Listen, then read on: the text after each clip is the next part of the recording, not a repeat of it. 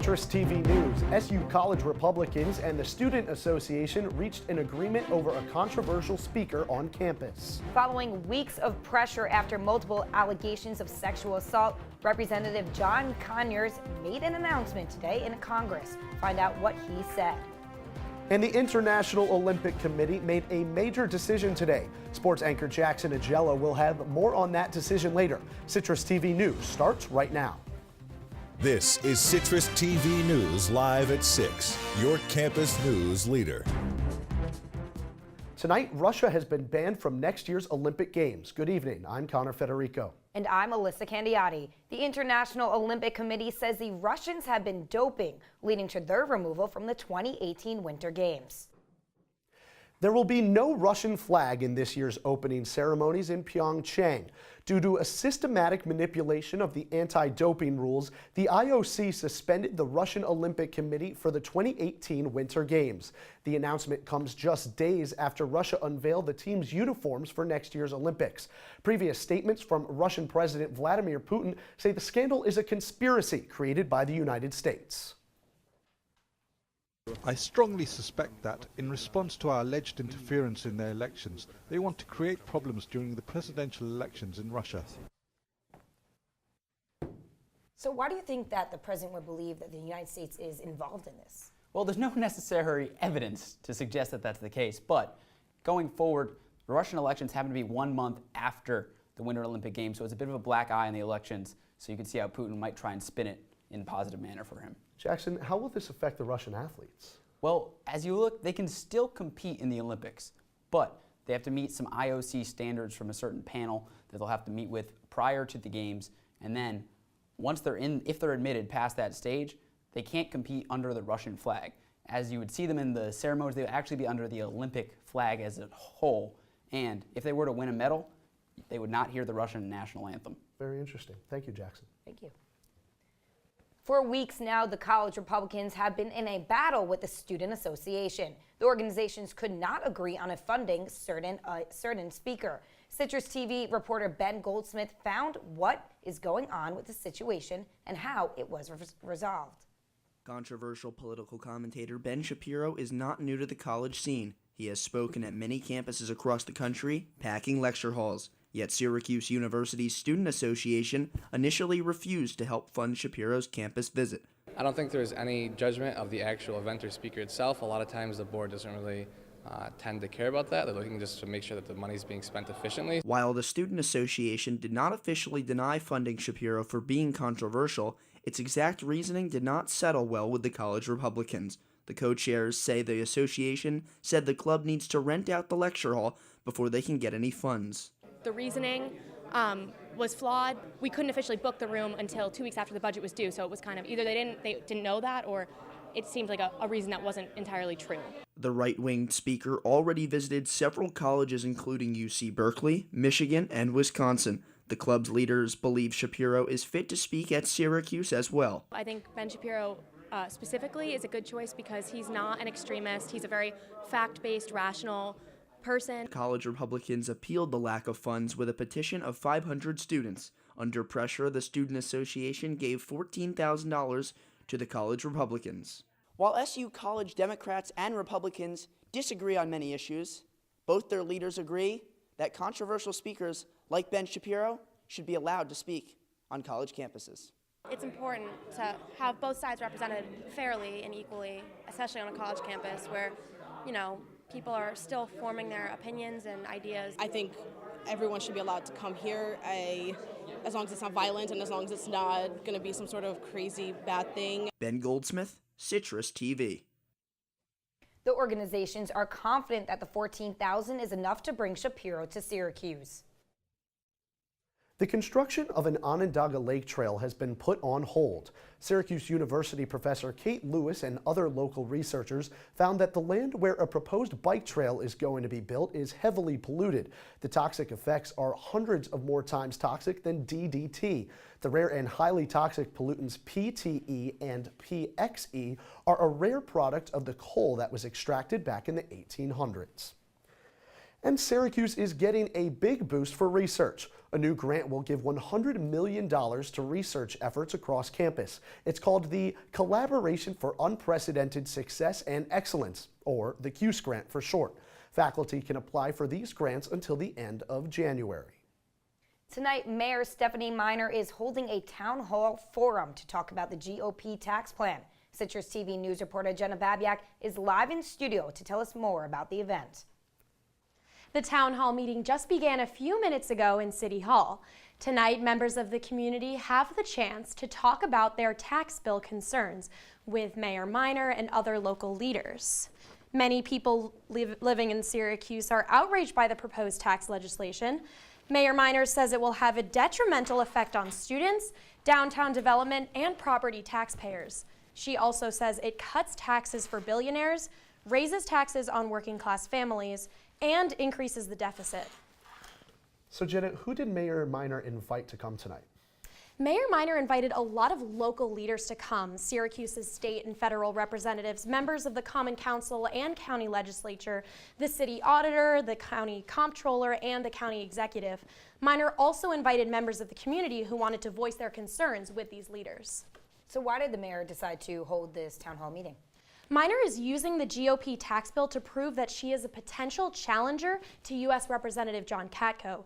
Miner said last Wednesday that she is reconsidering running for Congress, despite ruling that out a month ago.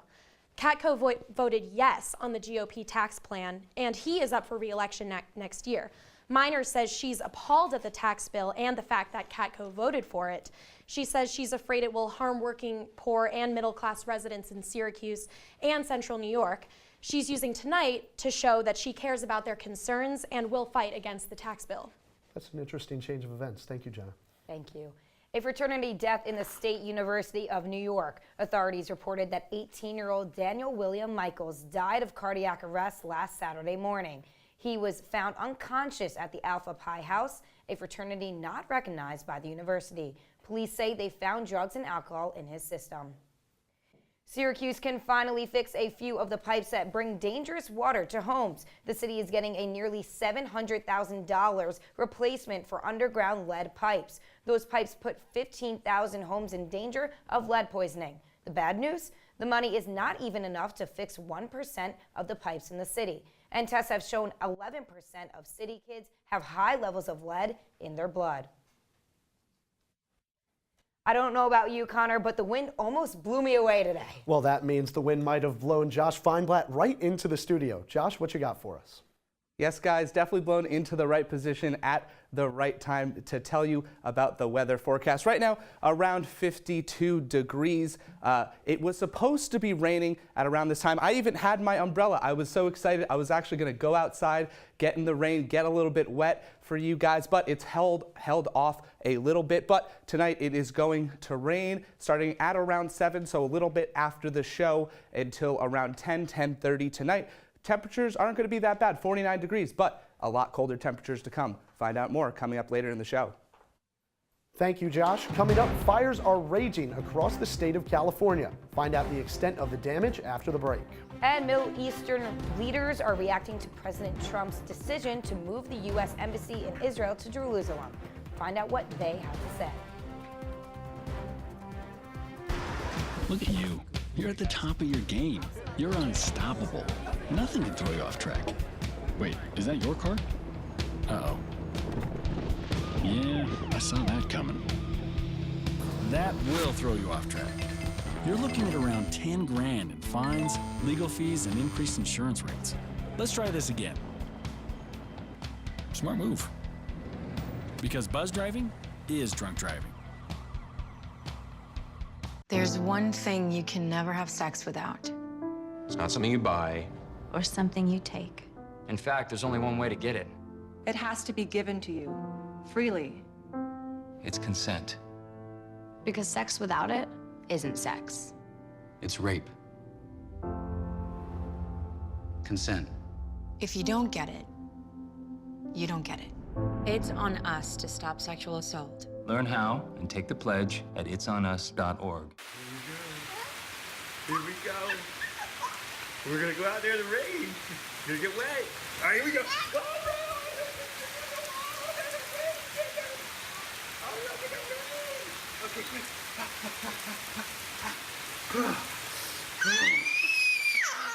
Oh yeah, yes. So much fun. Mwah.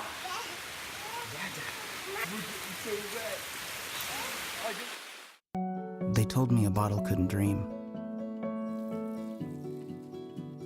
That I would never become a superhero.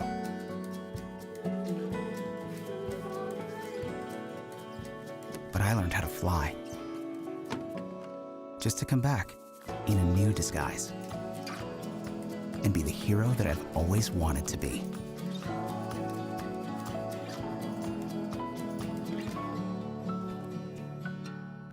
You're watching Citrus TV News with Elissa Candioti, Connor Federico, and Josh Feinblatt with weather.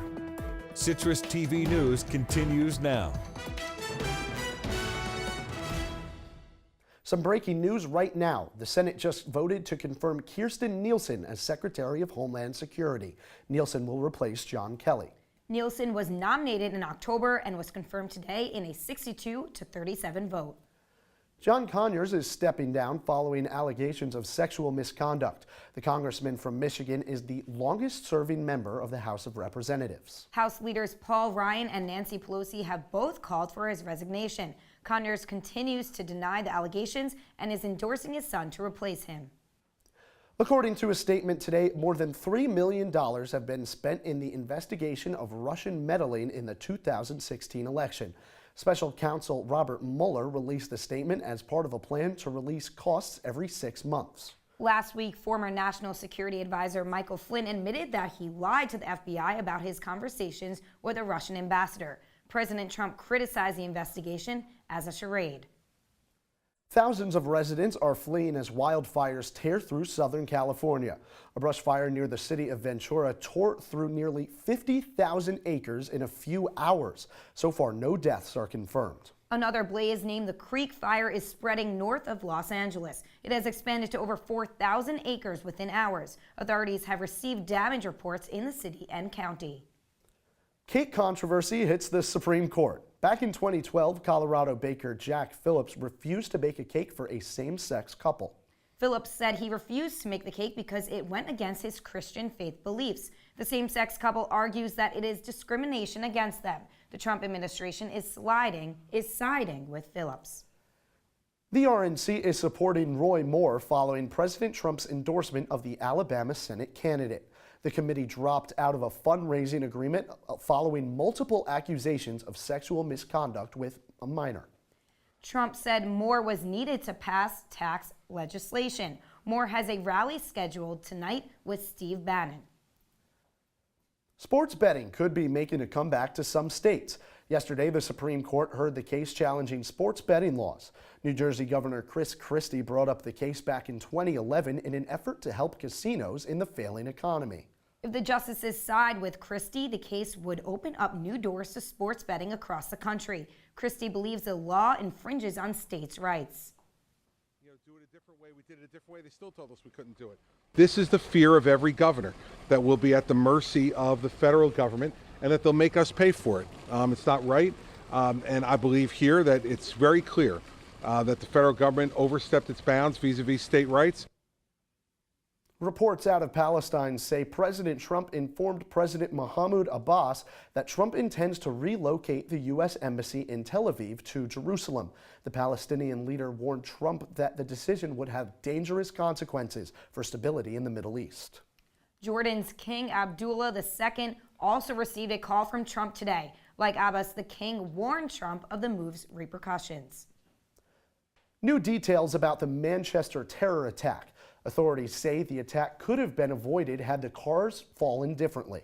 The bomber, Salman Abedi, was under investigation by the Secret Service as a subject of interest in 2014 and 2015 and was still labeled as a subject of interest when the bombing took place. The Greater Manchester Police said its officers will never stop learning. A former American diplomat is going to North Korea. Jeffrey Feltman, the Undersecretary of Political Affairs at the UN, will represent the organization in Pyeongchang from today until Friday for political discussion. The visit will be the highest profile visit made in nearly 6 years. The visit comes in response to an invitation from the North Korean government. $250 million of cocaine have been found in Spain. The country's largest drug bust in 18 years came when they found over 6 tons of cocaine on a container ship. The ship traveled from Colombia to the international airport in Catalonia. The cocaine was divided into 1 kilogram blocks, which were also marked to the drug's final destination. It was windy and rainy here earlier today. Weather anchor Josh Feinblatt will be in studio to tell us if the weather is continuing through final season.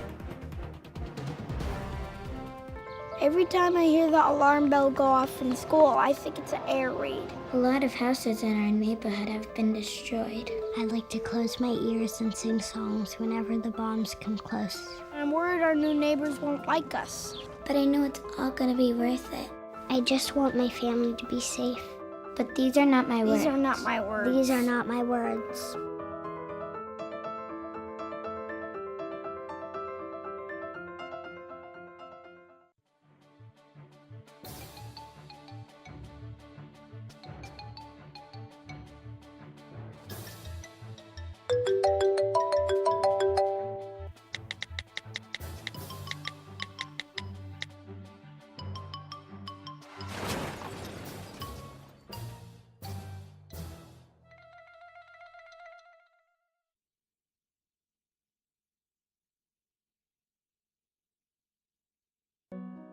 They said a bottle was just a bottle.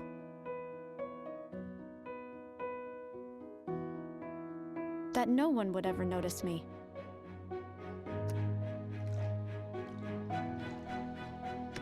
But I knew I could be more. That one day, I would make people smile.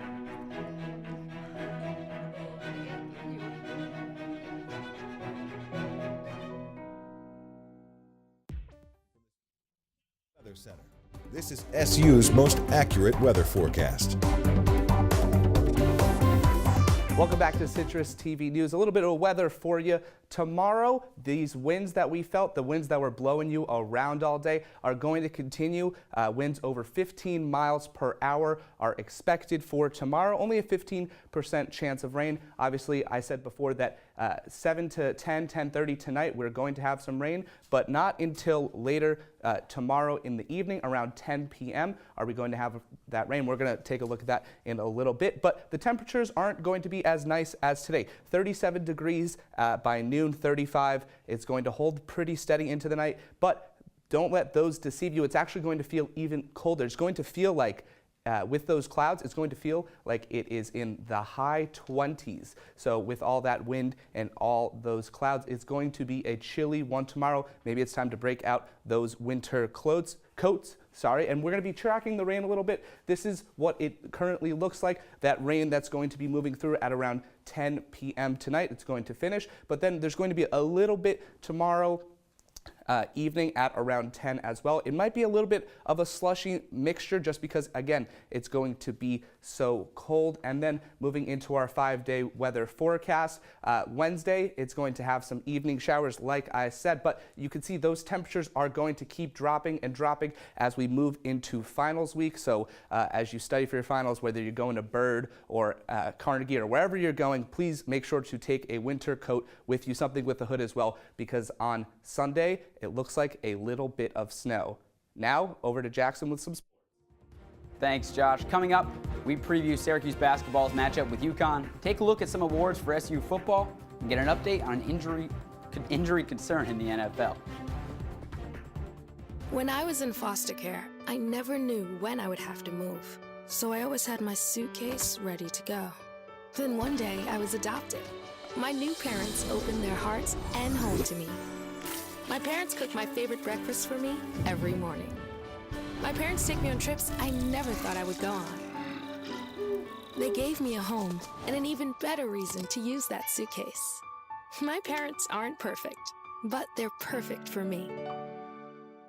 They said I have troll teeth. That my voice sounded like a possessed baby doll. That no one would ever love someone as stupid as me. That I was fat, ugly, Disgusting. The effect of bullying is potent. We will no longer be the silent majority. Now, when you see online bullying, there's something you can do about it. We're gonna take action with the I. I am a witness. I am a witness. I am a witness. I am a witness. I am a witness, and so are you.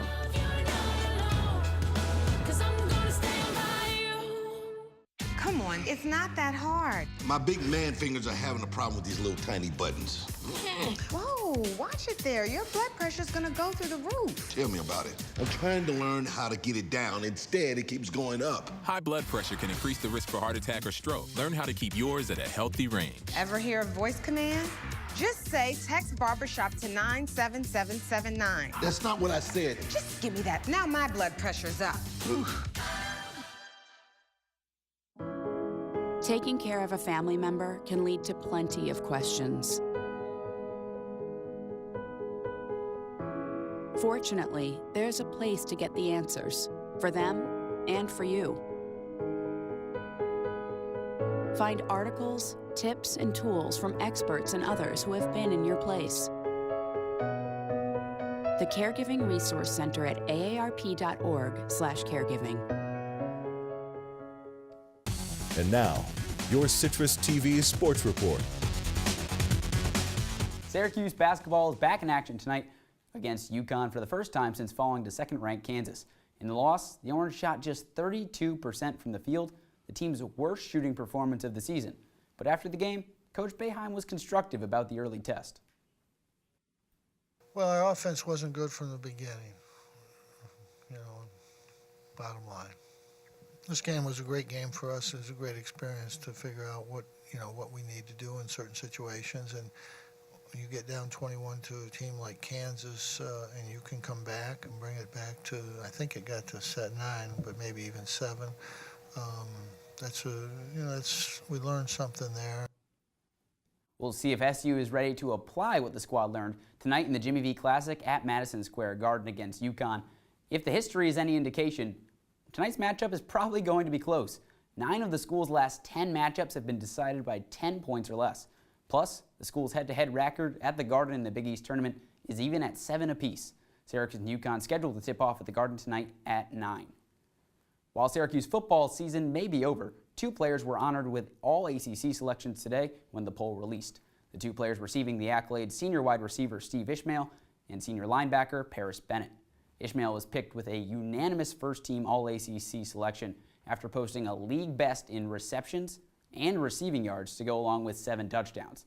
As for the defensive end of the ball, linebacker Paris Bennett was selected to second-team All-ACC after posting 68 tackles on the year for the Orange. And it was a busy night for New York hockey in the NHL. With all 3 teams in action on the road tonight, the Rangers look to make it 6 wins in the team's last 7 games tonight in Pittsburgh. New York goalie Henrik Lundqvist has a save percentage of 95% or better in 4 of the Blue Shirts' last 5 wins. In Tampa, the Islanders face off against the Lightning as the squad looks to overtake the Blue Jackets in the Metropolitan Division. New York boasts the best scoring offense in the NHL with almost 4 goals per game. In Colorado, the Sabres look to snap a 4-game skid against the Avalanche. Buffalo has just 1 win in its last 10 games. And Florida State has a new man at the helm.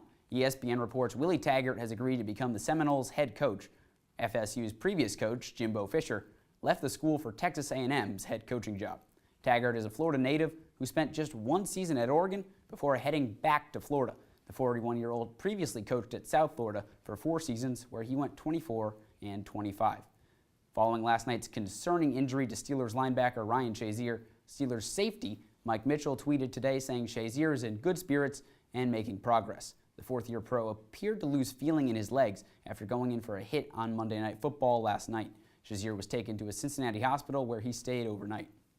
And last night's Monday Night Football game, well, it was hotly contested, with multiple late hits leading to suspensions today. Steelers wide receiver Juju Smith-Schuster and Bengals safety George Iloka both received 1-game suspensions for hits in last night's game.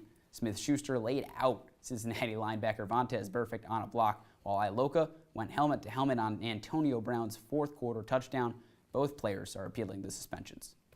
And after that game, Jackson, Ben Roethlisberger, the Steelers quarterback, came out and said, hey, that's just AFC North football. I thought that was pretty ridiculous. What do you think about all that, especially with the suspensions today? I mean, there's obviously a distinct line between head-to-head combat in the division and what happened last night. A little bit excessive last night. Now, if you look back 10 years, maybe that's okay. 10 years ago, football was a very different game. Those hits were allowed. You had shows all about players getting jacked up.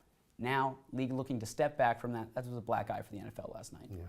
Let's talk about basketball. Big game tonight, big rival. Do we think that Syracuse can really come away with a win after this game against UConn? I think they definitely could come away with a win. And UConn has really struggled with ball movement this year. UConn's 347th out of 351 possible NCAA Division I teams in assists. They're really struggling to find open shooters. That's something Syracuse can potentially exploit. And going back to the All-ACC selections for football, interesting left off that list, Irv Phillips and Zaire Franklin. What do you think about the ACC leaving off guys like that? I think it just is a matter of how Syracuse finished that season. If Syracuse might have ended the year a little bit stronger, I think maybe those players get a little more recognition. But that stigma that goes along with Syracuse of putting up those numbers kind of hurts their case. All right, thank you very much, Jackson. Citrus TV News, we'll be right back.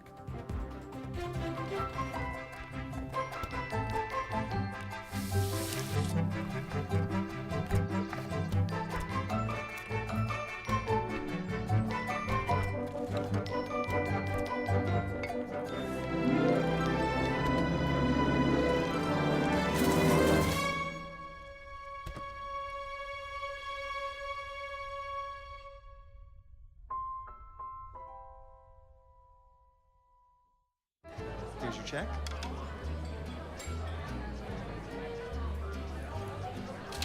Oh, you got it. You know, since I got rid of my car, I really enjoy walking. Okay. Got it. No. Getting pulled over for buzz driving could cost you around $10,000 in fines, legal fees, and increased insurance rates. Oh, you're home early. You live with your mom? That'll set your game back a few years. Buzzed, busted, and broke. Because buzz driving is drunk driving. Hey, look, it's those guys. Are you good to drive? I'm fine. How many did you have? I should be fine. You should be. Go and step out of the vehicle for me. See ya, buddy. Good luck. So turns out, buzz driving and drunk driving, they're the same thing. And it costs around $10,000. So not worth it. Josh, it was very, very windy today. Are we going to continue to see that moving forward? Well, first, yes, but I also want to say it's been a pleasure all semester, guys. Hopefully, I've delivered the weather well to you. And for your question, it's going to be over 15 miles per hour, so bring a windbreaker. It's also going to be cold, so be prepared for that cold and that wind and not a lot of sun. Thank you, Josh. Best weather in town. Oh, thank you. And YouTube is getting a facelift. The CEO, Susan Wojcicki, is posting late yesterday. She said that the company will employ over 10,000 people a year to oversee the content posted on the site. Advertisers started pulling their business in 2017. Last month, the company adopted additional screening measures after profanity and violence showed up on YouTube Kids. And as our semester comes to a close, we'd like to say goodbye and thank you to our director and two-term Citrus TV general manager, Nick Ross. Nick is this station's hardest worker and always has been, and might have done the most for Citrus TV than anyone else in the station's history. Good luck in New York, Nick. Nick has worked tirelessly to fix, build, and perfect everything that makes our station so great. We thank you. Nick has done a great job around here. First, the operations director at Citrus TV, two-term general manager. He's become one of my best friends around here. Everything you see around the studio around here, our new video wall, our beautiful plasmas, our beautiful desk, they're all because of him. Destined for greatness, no doubt about that. He's going to have a successful career, and we thank him very much. Thank you for joining us tonight. I'm Connor Federico. And I'm Elissa Candioti. Good night, Syracuse.